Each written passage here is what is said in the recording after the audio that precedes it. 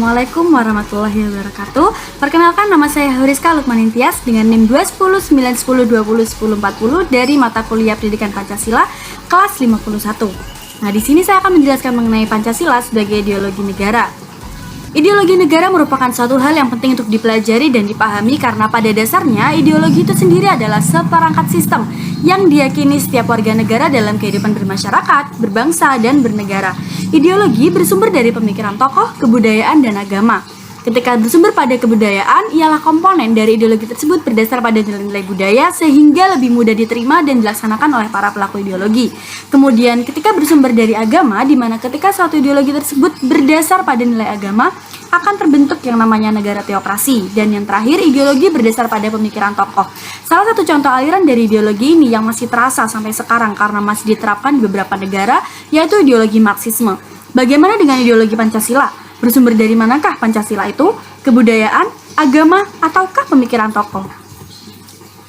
Definisi ideologi berasal dari kata idea yang berarti gagasan atau konsep dan logos yang berarti ilmu. Secara etimologis, ideologi diartikan sebagai ilmu tentang ide-ide atau ajaran tentang pengertian dasar. Kemudian, menurut KBBI, kumpulan konsep bersistem yang dijadikan asas pendapat yang memberikan arah dan tujuan untuk kelangsungan hidup. Dan yang terakhir, menurut Sastra Prateja, salah satu pemikir tokoh Indonesia, ideologi adalah seperangkat gagasan atau pemikiran yang berorientasi pada tindakan dan diorganisir menjadi suatu sistem yang teratur.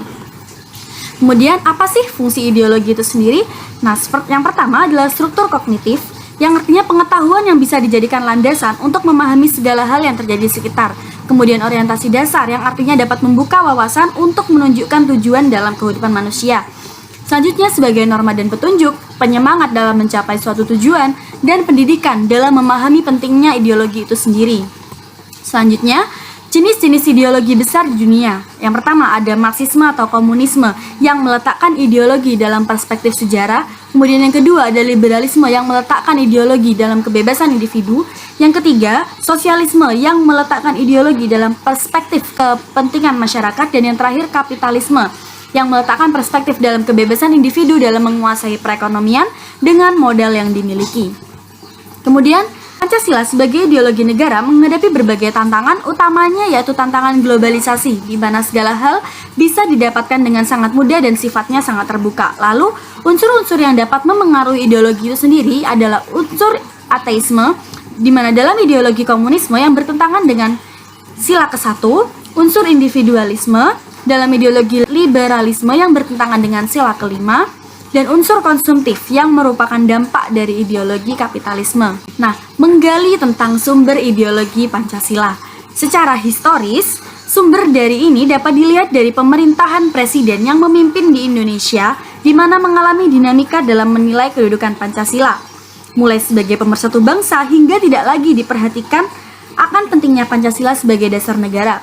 Kemudian yang kedua, sumber sosiologis. Artinya, kedudukan Pancasila sebagai ideologi negara berakar dalam kehidupan bermasyarakat. Implementasi dalam kehidupan sehari-hari pun berdasarkan pada nilai-nilai kelima sila tersebut.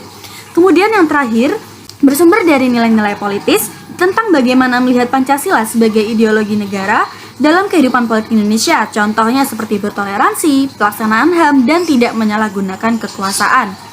Nah, Pancasila sebagai ideologi negara memiliki 3 dimensi, yaitu dimensi realitas, yang artinya nilai dasar dalam Pancasila bersumber dari bagaimana kenyataan di kehidupan sehari-hari, dimensi idealitas, yang artinya mengandung cita-cita atau tujuan dalam kehidupan bermasyarakat, berbangsa, dan bernegara, dan dimensi fleksibilitas, yang artinya mengandung relevansi yang merangsang masyarakat untuk mengembangkan pemikiran baru tentang nilai dasar yang terkandung dalam Pancasila. Kesimpulannya, Pancasila sebagai ideologi negara bersumber dari pemikiran tokoh yang didasarkan pada nilai kebudayaan dan agama sehingga dapat berjalan beriringan dengan kehidupan sebenarnya dalam masyarakat.